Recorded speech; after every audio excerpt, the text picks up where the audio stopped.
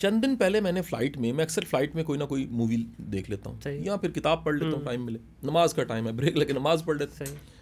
तो मैंने मूवी देखी छोटू चैंपियन वाले, ठीक है, छोटू चैंपियन।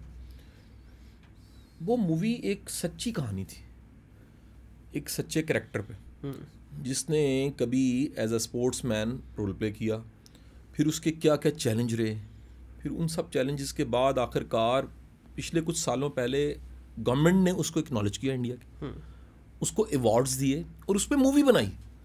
ऐसी एक मिसाल नहीं है, उन्होंने अपनी स्ट्रीट की स्टोरीज को, गलियों टाउन्स की स्टोरीज को पकड़ पकड़ के कैप्चर किया, उसको सिनेमा पे ले आए हैं ताकि लोगों को पता लगे ये हो सकता है। हाँ। यार ये एक बड़ा एहसान है स्टेट का और किसी माशरे का कि वो यकीन तो दे देना। हाँ बिल्कुल, कि यार तुम कर सकते हो, अगर ये कर सकता है तो तुम भी कर सकते हो। अगर ये कचरे से उठ के कहीं आसमान तक पहुंच सकता है, ये जीरो से हीरो बन सकता है, ये माइनस से जीरो और फिर जीरो से हीरो बनता है, तो आप भी कर सकते हो।